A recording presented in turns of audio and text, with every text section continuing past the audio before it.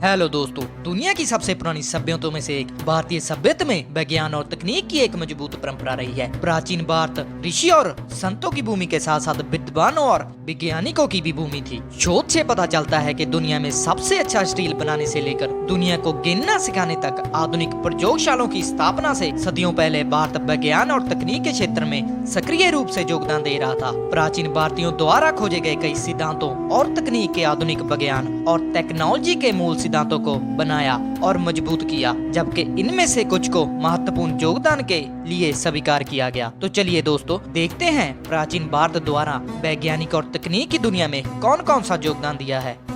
Number 1, plastic surgery. 6वीं शताब्दी ईसा पूर्व में सुश्रुत द्वारा लिखी सुश्रुत संहिता को प्राचीन में सबसे व्यापक पाठ पुस्तक में से एक माना जाता है। पाठ में प्लास्टिक सर्जरी की जटिल तकनीकों के साथ साथ विभिन्न बीमारियों, पौधे तैयारी और इलाज का उल्लेख है। प्लास्टिक सर्जरी में सुश्रुत संहिता का सबसे अधिक योगदान नाक का पुनर्निर्माण करना है, जिसे राइनोप्लास्टिक भी कहा जाता है। नंबर 2, शून्य का विचार। अब तक के सबसे महत्वपूर्ण आविष्कारों में से एक गणितीयांक शून्यों के बारे में बहुत कम लिखने की आवश्यकता है। गणितज्ञ आर्यभट्ट शून्य के लिए प्रतीक बनने वाले पहले व्यक्ति थे और उन्होंने प्रयासों के माध्यम से अंक शून्य का उपयोग जोड़ और घटाव जैसे गणितीय कार्यों को शुरू किया था।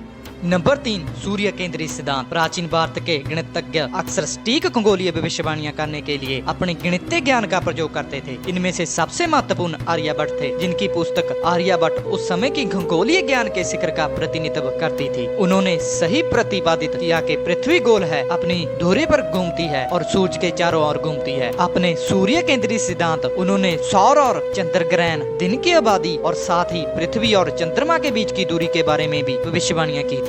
नंबर 4, मोतियाबिंद सर्जरी। कहा जाता है कि पहली मोतियाबिंद सर्जरी प्राचीन भारतीय चिकित्सक सुश्रुत द्वारा 6वीं शताब्दी ईसा पूर्व में की गई थी। आंखों में मोतियाबिंद को हटाने के लिए उन्होंने लेस को ढीला करने और मोतियाबिंद को दृष्टि के क्षेत्र से बाहर धकेलने के लिए एक घुमावदार सुई और ज्वालामुखी सल्का का उपयोग किया। इसके बाद कुछ दिनों तक आंख पर पट्टी बंधी रहेगी, जब तक कि ये पूरी तरह से ठीक नहीं हो जाती। सुश्रुत के सर्जिकल कार्यों का बाद में अरबी भाषा में अनुवाद किया गया है। जिंक को गलाना। भारत डिस्टिलेशन प्रक्रिया द्वारा जिंक को गलाने वाला पहला देश था, जो प्राचीन कीमिया के लंबे अनुभव से प्राप्त एक उन्नत तकनीक है। प्राचीन फारसियों ने भी खुली भट्टी में जिंक ऑक्साइड को गलाने का काम किया था, लेकिन वह असफल रहे थे। राजस्थान की तीरी घाटी में जाबर दुनिया का पहला ज्ञात प्राचीन जस्ता प्रगलन स्थल है। जस्ता उत्पादन की आसमान तकनीक 12वीं शताब्दी ईसा पूर्व की है और विज्ञान की दुनिया में भारत का एक महत्वपूर्ण योगदान है। तो चलिए दोस्तों, आज की वीडियो में बस इतना ही। हमें उम्मीद है कि आपको वीडियो अच्छी लगी होगी। हमें कमेंट सेक्शन में जरूर बताएं कि आपको भारत की इन खोजों के बारे में मालूम था। और हाँ, अगर आपने अभी तक हमारे चैनल को सब्सक्राइब नहीं किया तो प्लीज सब्सक्राइब जरूर करें।